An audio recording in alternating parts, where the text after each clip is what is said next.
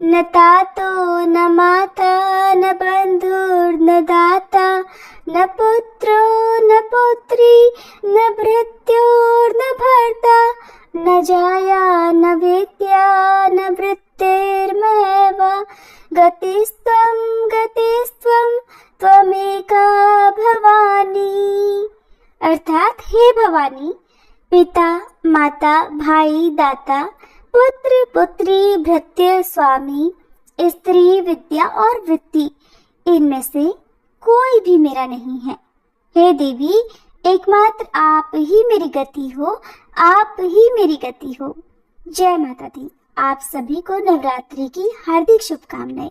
प्रिय श्रोताओं, अब आपको सुना रहे हैं माँ दुर्गा की सबसे पावन और पौराणिक कथा। धार्मिक कथाओं के अनुसार एक बार बृहस्पति जी ने श्री ब्रह्मा जी से प्रश्न किया कि हे ब्रह्मा जी, चैत्र और आश्विन मास के शुक्ल पक्ष में नवरात्रि का व्रत और उत्सव क्यों किया जाता है? इस व्रत का क्या फल मिलता है और इसे किस प्रकार करना उचित है? सबसे पहले इस व्रत को किसने किया था? तब बृहस्पति जी के इस प्रश्न के उत्तर में श्री ब्रह्मा जी ने कहा, हे बृहस्पति, प्राणियों के हित की इच्छा से आपने बहुत उत्तम प्रश्न किया है। दरअसल जो मनुष्य मनोरथ पूर्ण करने वाली दुर्गा, महादेव, सूर्य और नारायण भगवान का ध्यान करते हैं, वे मनुष्य धन्य हैं। यह नवरात्र व्रत संपूर्ण कामनाओं को पूर्ण करने वाला है। इसके करने से पुत्र की इच्छा रखने वाले को पुत्र, धन की इच्छा रखने वाले को धन, विद्या की इच्छा रखने वाले को विद्या और सुख की इच्छा वाले को सुख मिलता है। इस व्रत को करने से रोगी मनुष्य का रोग दूर हो जाता है, मनुष्य की सारी परेशानियां दूर हो जाती हैं और घर में सुख और समृद्धि में वृद्धि होती है। पाजन को पुत्र मिलता है, सभी पापों से मुक्ति मिल जाती है और मन के मनोरथ भी सिद्ध हो जाते हैं। श्री ब्रह्मा जी के अनुसार जो मनुष्य इस नवरात्र व्रत को नहीं करता, उसे जीवन में अनेकों दुख भोगने पड़ते हैं और वह कष्ट और रोग से पीड़ित होकर अंगहीनता को प्राप्त होता है। उसकी संतान नहीं होती और वह धन धान्य से रहित होकर भूख और प्यास से व्याकुल भटकता फिरता है और संज्ञाहीन हो जाता है। जो सधवा स्त्री इस व्रत को नहीं करती, वह पति सुख से वंचित होकर तमाम तरह के दुखों को भोगती है। अगर व्रत करने वाला मनुष्य सारे दिन उपवास न कर सके तो एक समय भोजन करे और 10 दिन बंधु बांधवों सहित नवरात्र व्रत की कथा का श्रवण करे। श्री ब्रह्मा जी कहते हैं, हे बृहस्पति, जिसने पहले इस महाव्रत को किया है वह कथा अब मैं आपको सुना रहा हूँ, आप सावधान होकर सुनिए। प्रिय श्रोताओं, आप सभी श्री ब्रह्मा जी द्वारा सुनाई गई कथा का श्रवण बहुत ही सावधान होकर कीजिएगा। इस प्रकार ब्रह्मा जी का वचन सुनकर बृहस्पति जी कहने लगे, हे ब्रह्मा जी, मनुष्यों का कल्याण करने वाले इस व्रत के इतिहास को आप मेरे लिए कहिए। मैं सावधान होकर सुन रहा हूँ। आपकी शरण में आए हुए मुझ पर आप कृपा कीजिए।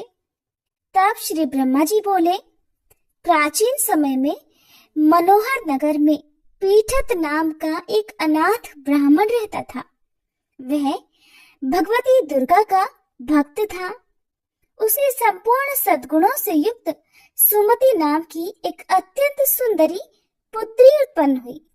वह पुत्री सुमति अपने पिता के घर में बचपन में अपनी सहेलियों के साथ खेलकूद करती हुई इस प्रकार बढ़ने लगी जैसे शुक्ल पक्ष का चंद्रमा बढ़ता है। उसका पिता हर दिन माँ दुर्गा की पूजा करके होम किया करता और वह उस समय नियम से उस पूजा पाठ में उपस्थित रहती। बहुत ध्यान से सावधानी के साथ सारी पूजा पाठ देखा करती। एक दिन सुमति अपनी सहेलियों के साथ खेल में लग गई और भगवती के पूजन में शामिल नहीं हुई।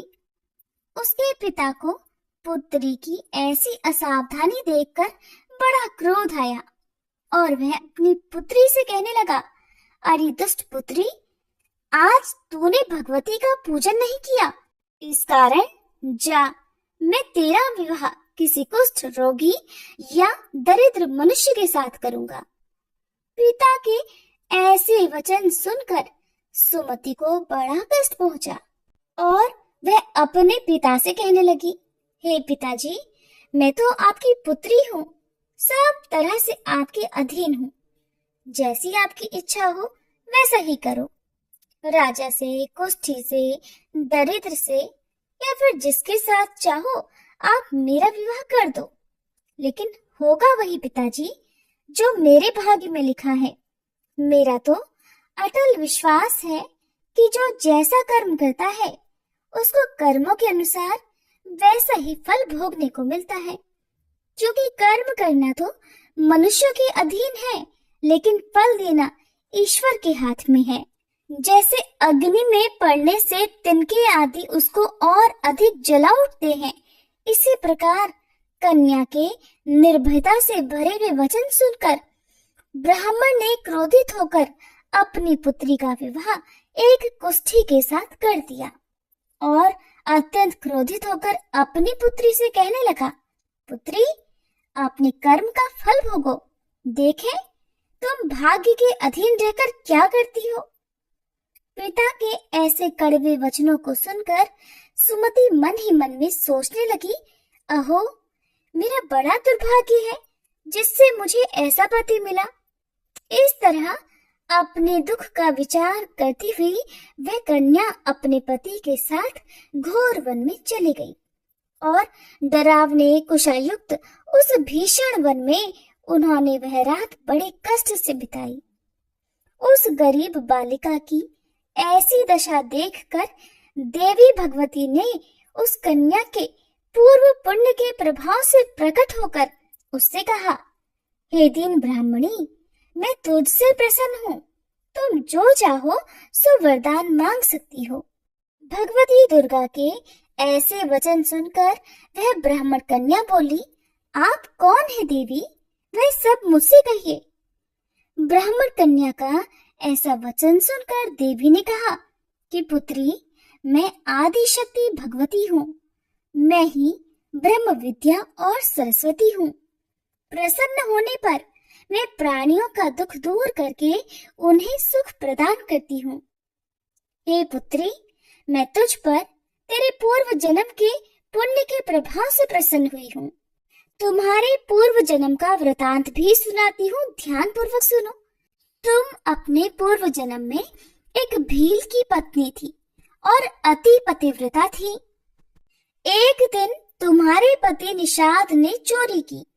चोरी करने के कारण तुम दोनों को सिपाहियों ने पकड़ लिया और ले जाकर कारागार में कैद कर दिया। उन लोगों ने तुम्हें और तुम्हारे पति को भोजन भी नहीं दिया। इस प्रकार नवरात्रि के 9 दिन तक तुमने न तो कुछ खाया और न जल ही पिया। इस प्रकार 9 दिन तक तुमसे नवरात्रि का व्रत हो गया। हे पुत्री, उन दिनों जो तुमसे व्रत हुआ, उसी व्रत के प्रभाव से प्रसन्न होकर मैं अब तुम्हें मनोवांछित वर देती हूँ। तुम्हारी जो इच्छा हो सो मांगो। इस प्रकार भगवती दुर्गा के वचन सुनकर वह ब्राह्मण कन्या बोली, देवी, अगर आप मुझ पर प्रसन्न हैं, तो हे दुर्गे भवानी, मैं आपको प्रणाम करती हूँ। आप कृपा करके मेरे पति का कोढ़ दूर कर दीजिए। देवी कहने लगी, पुत्री, उस समय तुमने जो व्रत किया था, उस व्रत का 1 दिन का पुण्य पति का कोढ़ दूर करने के लिए अर्पित कर दो। उस पुण्य के प्रभाव से तुम्हारा पति कोढ़ से मुक्त हो जाएगा। श्री ब्रह्मा जी बोले, हे बृहस्पति।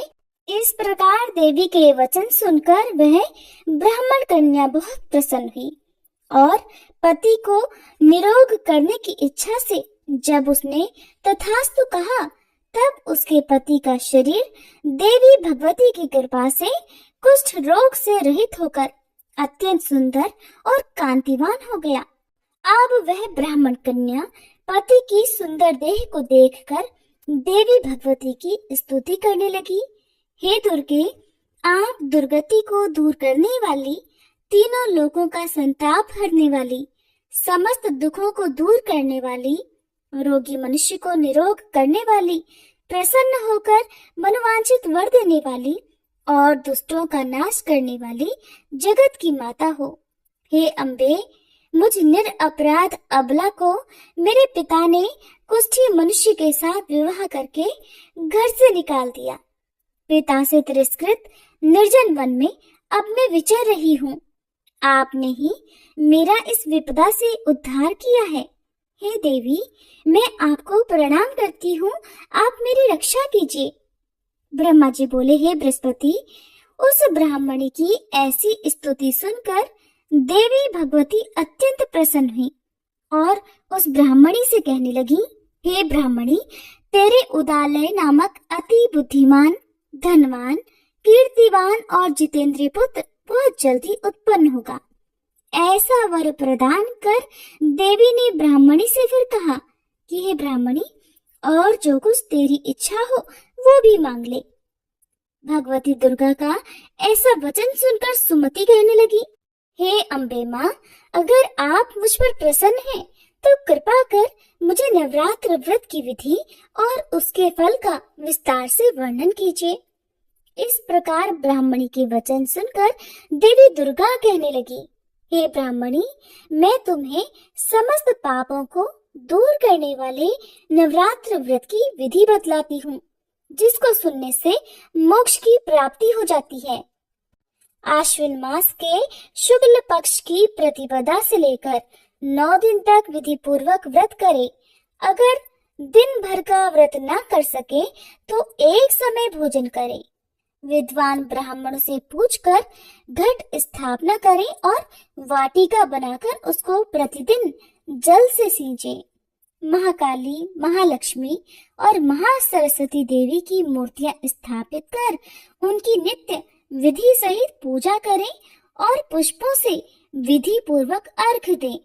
बिजौरा के फल से अर्घ देने से सुंदर रूप की प्राप्ति होती है। जायफल से अर्घ देने से कीर्ति, दाख से अर्घ देने पर कार्य की सिद्धि होती है।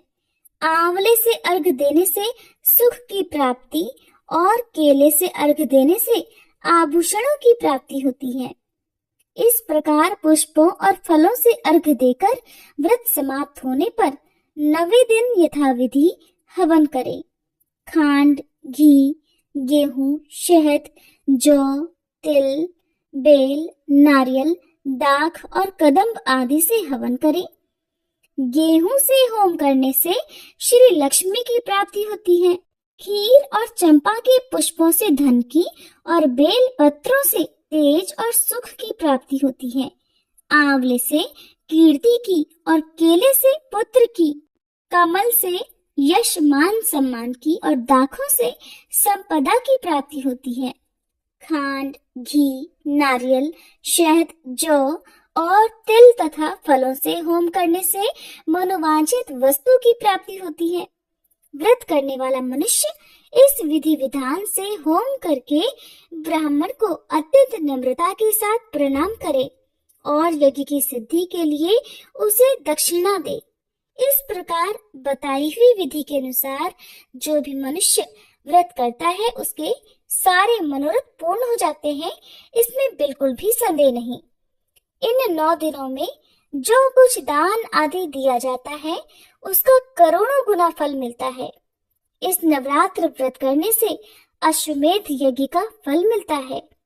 हे ब्राह्मणी, इस संपूर्ण कामनाओं को पूर्ण करने वाले उत्तम व्रत को तीर्थ, मंदिर या फिर घर में ही विधि के अनुसार करें। श्री ब्रह्मा जी बोले, हे बृहस्पति, इस प्रकार ब्राह्मणी को व्रत की विधि और फल बताकर देवी भगवती अंतर्ध्यान हो गई। जो मनुष्य या स्त्री इस व्रत को भक्ति पूर्वक करती है यह करता है वह इस लोक में सुख प्राप्त कर अंत में दुर्लभ मोक्ष को प्राप्त हो जाता है। हे बृहस्पति, यह इस दुर्लभ व्रत का महात्म्य है जो मैंने आपको बतलाया है। ये सुनकर बृहस्पति जी आनंद से प्रफुल्लित होकर श्री ब्रह्मा जी से बोले, हे ब्रह्मा जी, आपने मुझ पर अति कृपा की जो मुझे नवरात्र व्रत का महात्म्य सुनाया। ब्रह्मा जी बोले कि हे बृहस्पति, यह देवी भगवती शक्ति संपूर्ण लोगों का पालन करने वाली है। इन महादेवी के प्रभाव को कौन जान सकता है? प्रेम से बोलिए, देवी दुर्गा की जय।